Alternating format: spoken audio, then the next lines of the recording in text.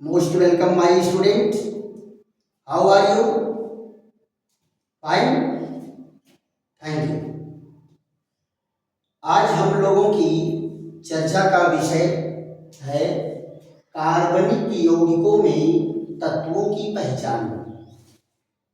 कार्बनिक यौगिक में कौन कौन से तत्व पाए जाते हैं और उनकी पहचान कैसे करते हैं, इस पर हम लोगों की चर्चा चलेगी।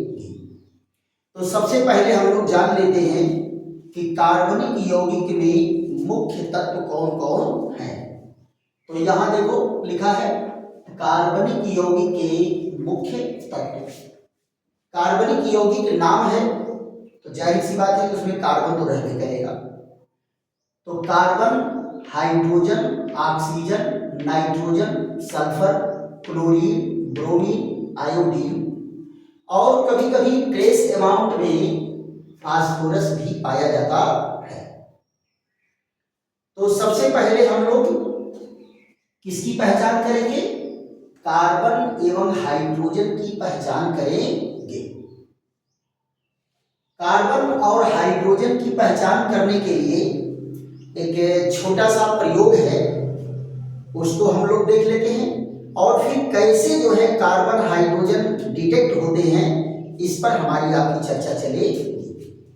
तो देखो बेटा, इसके लिए क्या होता है, एक ज्वलन नली होती है। इस ज्वलन नली में कार्बनिक यौगिक और क्यूप्रिक ऑक्साइड एक संबंधे 3 के अनुपात में लिया जाता है। कितने में लिए जाते हैं? एक संबंधे 3, यानी कार्बनिक यौगिक एक भाग रहेगा और 3 भाग क्या रहेंगे? Cupric oxide. और इस ज्वलन नली का संबंध एक निकास नली से कर देते हैं और उस निकास नली से एक बल्ब जुड़ा रहता है और बल्ब में क्या भरा होता है? निर्जल कॉपर सल्फेट। क्या भरा होता है? निर्जल कॉपर सल्फेट भरा होता है। निर्जल कॉपर सल्फेट बेटा कैसा होता है? कलरलेस। निर्जल कॉपर सल्फेट क्या होता है? कलरलेस। और इसका दूसरा किनारा एक परख नली में लगा होता है, जिसमें क्या भरा होता है? परख नली में, परख नली में भरा रहता है चूने का पानी। क्या भरा होता है? चूने का पानी। राइट, यहां देखो, यही आपका उपकरण है। ये चूने का पानी भरा हुआ है। ऐसे देखो टेस्ट ट्यूब, ये देखिए चूने का पानी बेटा कैसा होता है? ट्रांसपेरेंट होता है। चूने का पानी कैसा होता है? ट्रांसपेरेंट होता है, पारदर्शी होता है। इसमें इस ज्वलन नली को क्या करते हैं? एक स्टैंड पर कस देते हैं और बुनसन बर्नर से इसको गर्म किया जाता है। किससे गर्म करते हैं? बुनसन बर्नर। बुनसन बर्नर क्या होता है बेटा? स्टोव की तरह से एक बर्नर होता है जो फ्लेम देता है प्रेशर के साथ। जैसे स्टोव से फटफट फटफट करते हुए प्रेशर के साथ जो है वो निकलता है, वैसे इसमें भी प्रेशर के साथ फ्लेम निकलती है। ये देखो, यहां से इसमें तेल डालने के लिए व्यवस्था होती है। ये है बुनसन बर्नर। बस ऐसे ही छोटा सा सिंपल जो है इसका उपकरण है। तो यहां देखो क्या है, ये क्या है? ज्वलन नली। कौन सी नली है? ज्वलन नली। ज्वलन नली की विशेषता क्या होती है बेटा? इसको कितना हम गर्म करेंगे लेकिन टूटेगा नहीं। ये जो है ज्यादा हीट को गेन करने की क्षमता इसकी होती है, बर्दाश्त करने की क्षमता होती है। यहां देखो ये क्या है? स्टैंड। क्या है? स्टैंड है। ये क्या है? निकास नली। ये कौन सी नली है? निकास नली। और ये क्या है? ये है बल्ब, और इस बल्ब में क्या भरा है? निर्जल कॉपर सल्फेट। क्या भरा है? निर्जल कॉपर सल्फेट। निर्जल कॉपर सल्फेट भरा है। ये क्या है बेटा? ये है परख नली। परख नली। परख नली को अंग्रेजी में क्या कहते हैं? Test tube. क्या कहते हैं? Test tube. और इसमें क्या भरा है? इसमें भरा है कैल्शियम हाइड्रोक्साइड। कैल्शियम हाइड्रोक्साइड क्या है? इसको कहते हैं चूने का पानी। क्या कहते हैं? चूने का पानी, राइट। और यहां पर जरा देखो क्या क्या है। ये है कार्बनिक यौगिक। कार्बनिक यौगिक। और क्या इसमें है? इसमें है क्यूप्रिक ऑक्साइड। कितने में होता है बेटा? 1:3 के अनुपात में। 1:3 के अनुपात में। ये टोटल उपकरण की सेटिंग है और इनके सारे जो पार्ट हैं उनके नाम लिख दिए गए। ये क्या है? देखो मेन है, ये छूट रहा है। ये है बुनसन बर्नर। कौन है? Bunsen burner. Bunsen burner, right. अब जरा ध्यान दो, बुनसन बर्नर से जब इसको गर्म करेंगे तो ये क्या है? पिघल जाएगा। और पिघलने के बाद ये आपस में क्या करेंगे? रिएक्शन करेंगे। तो कौन सी अभिक्रिया होगी? जरा इस पर आ जाते हैं। तो देखो बेटा, ये रिएक्शन में क्या होगा? जब गर्म करेंगे तो ये क्यूप्रिक ऑक्साइड क्या करेगा? टूट करके देगा ये क्यूप्रस ऑक्साइड और बनाएगा नवजात ऑक्सीजन। ये कौन सा ऑक्सीजन है? नवजात ऑक्सीजन। नवजात ऑक्सीजन को अंग्रेजी में क्या कहते हैं बेटा? Nascent oxygen. Nascent oxygen. नवजात ऑक्सीजन में जो तुरंत बना है। और जब कोई भी तत्व तुरंत बन के तैयार होता है तो वो किस रूप में रहता है? एटम के रूप में रहता है और हाईली रिएक्टिव होता है, अतिक्रियाशील होता है। यहां जरा ध्यान दो, क्या कहे कि अगर कार्बनिक यौगिक में हाइड्रोजन है तो ध्यान दो बेटा, ये हाइड्रोजन से ऑक्सीजन क्रिया करके क्या बनाएगा? पानी। हाइड्रोजन से ऑक्सीजन क्रिया करके क्या बनाएगा? पानी बनाएगा, जल बनाएगा, वाटर बनाएगा। और कार्बनिक यौगिक में कार्बन तो रहेगा ही रहेगा। कार्बन से ये ऑक्सीजन क्रिया करके क्या बना लेगा? Carbon dioxide. और दोनों गैसीय अवस्था में रहते हैं। दोनों गैसीय अवस्था में रहते हैं। या क्या बन के तैयार हुआ? Carbon dioxide. Carbon dioxide.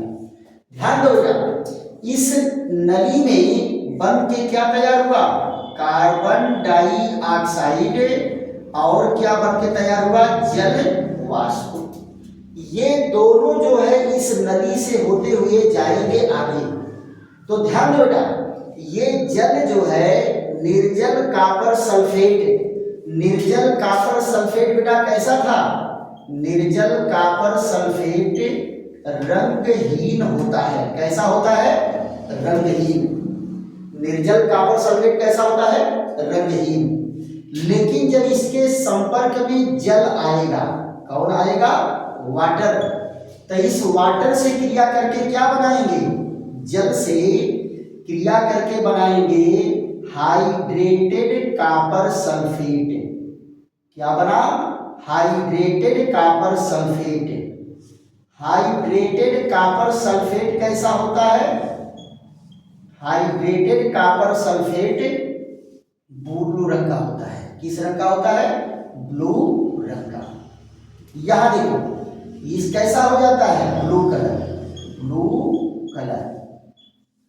तो ध्यान दो बेटा, रंगहीन कॉपर सल्फेट पानी के संपर्क में आकर के क्या बनाया, हाइड्रेटेड कॉपर सल्फेट। और हाइड्रेटेड कॉपर सल्फेट किस रंग का हो गया, ब्लू कलर का। आप जरा बताओ, कलरलेस से ब्लू कलर हो जाए या व्हाइट कलर से ब्लू कलर हो जाए तो आसानी से पहचान जाएंगे ना कि रंग बदल गया। और जैसे ही ये ब्लू कलर हुआ, ये सिद्ध कर देगा कि कार्बनिक यौगिक में हाइड्रोजन था जो ऑक्सीजन से क्रिया करके जल बनाया है, और जल बना है तभी ये ब्लू कलर में चेंज हुआ है। इससे प्रूफ हो जाता है कि कार्बनिक यौगिक में हाइड्रोजन है। दूसरा पॉइंट जरा देखो, ये कार्बन डाइऑक्साइड का यहाँ कोई रिएक्शन नहीं होता। ये इस नली से कहाँ आएगा, चूने के पानी में। ध्यान दो बेटा, चूने के पानी में आएगा कार्बन डाइऑक्साइड और ये क्रिया करके क्या बनाता है, कैल्शियम कार्बोनेट, और जल का अणु निकलता है। ये देखो बेटा, ये क्या बना, कैल्शियम कार्बोनेट। कैल्शियम कार्बोनेट को क्या कहते हैं, खड़िया चाक। खड़िया चाक बेटा है ये सूत्र, खड़िया चाक का सूत्र है। तो ये कैसा हो जाएगा, व्हाइट पीपीटी, व्हाइट पीपीटी बन जाएगा। और विलयन का रंग कैसा हो जाएगा, मिल्की व्हाइट। कैसा हो गया, मिल्की व्हाइट, दूध की तरह से सफेद। तो ये कैसा पहले था, ट्रांसपेरेंट था, जैसे पानी पारदर्शी होता है, और पानी की तरह से पारदर्शी था और दूध की तरह से सफेद हो गया तो तुरंत पहचान में आ जाएगा, नहीं आ जाएगा। और इसका दूध के रूप में सफेद होना ये प्रूफ कर देता है कि कार्बनिक यौगिक में कार्बन था और कार्बन डाइऑक्साइड बनाया, जिससे चूने का पानी दुधिया हो गया। क्लियर। तो चूने का पानी दुधिया होना क्या प्रूफ करता है, कार्बन को, और कॉपर सल्फेट का ब्लू होना किसको प्रूफ करता है, हाइड्रोजन को।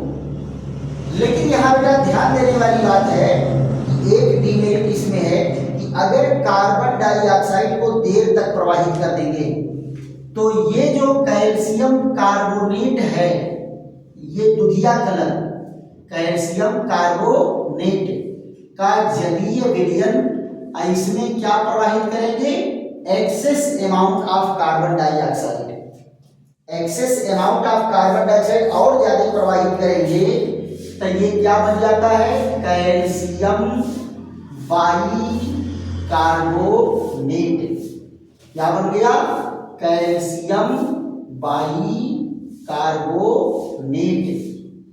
और कैल्शियम बाई कार्बोनेट क्या होता है, जल में विलेय। जल में विलेय, ये पानी में घुल जाता है और पानी में घुल जाने के कारण ये विलयन फिर जो है पारदर्शी हो जाएगा। विलयन क्या है, फिर दोबारा पारदर्शी हो जाएगा। तो इस तरह से बेटा क्या है, आप कार्बनिक यौगिक में कार्बन और हाइड्रोजन की पहचान कर लेते हैं। कॉपर सल्फेट का ब्लू होना क्या बता देता है, कार्बनिक यौगिक में हाइड्रोजन है। चूने का पानी का दुधिया होना क्या बता देता है कि कार्बनिक यौगिक में कार्बन है। क्लियर। ये चैप्टर बेटा एकदम 100% प्रैक्टिकल वाला चैप्टर है। इसमें खूब एग्जामिनर वाइवा भी पूछता है, इसलिए जो है इसको एकदम बहुत बड़ा चैप्टर नहीं है, 2 मिनट का चैप्टर है और आराम से इसको जो है एक एक पॉइंट आप याद कर डालिए। क्यों, क्योंकि वाइवा का क्वेश्चन भी यहां से बनता है और बोर्ड में भी क्वेश्चन आते हैं। चलिए इसका स्क्रीनशॉट ले लीजिए और उसके बाद फिर हम लोग चर्चा करते हैं अन्य तत्वों की पहचान। कौन, nitrogen, sulphur, chlorine, bromine, iodine, इन सब की पहचान कैसे की जाएगी, इस पर चर्चा करते हैं।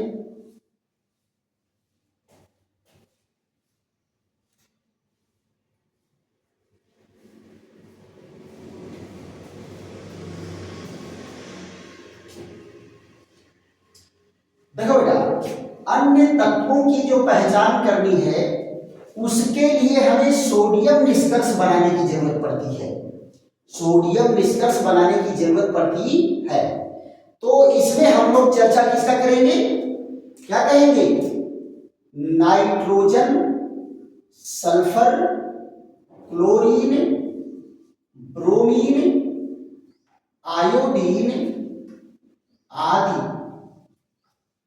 तत्वों की पहचान, तत्वों की पहचान, तत्वों की पहचान। देखो बेटा, इन तत्वों की पहचान करने के लिए हमें सोडियम निष्कर्ष बनाना जरूरी होता है, सोडियम निष्कर्ष बनाना जरूरी होता है। तो यहां देखिए क्या कहेंगे इसको, अंग्रेजी इसकी क्या हो जाएगी, detection of nitrogen, sulphur, chlorine, bromine and iodine इन कार्बनिक कंपाउंड, कार्बनिक कंपाउंड। यहां ध्यान दो, कार्बनिक कंपाउंड में इनकी पहचान, detection of nitrogen, sulphur and hydrogen in कार्बनिक कंपाउंड। देखो बेटा, इनकी पहचान करने के पहले सबसे जरूरी क्या काम है, सोडियम निष्कर्ष बनाना। तो सोडियम निष्कर्ष बनाने की जरूरत क्यों पड़ती है, ध्यान दो बेटा, ये सारे तत्व कार्बनिक यौगिक में सह संयोजक बंध द्वारा जुड़े होते हैं। सारे तत्व कार्बनिक यौगिक में किस बंध से जुड़े होते हैं, सह संयोजक बंध से जुड़े होते हैं, कोवैलेंट बॉन्ड से जुड़े हुए होते हैं। लेकिन आपके लैब में बोतलों में जो भरा हुआ रिएजेंट है, वो रिएजेंट क्या होते हैं, विद्युत संयोजक।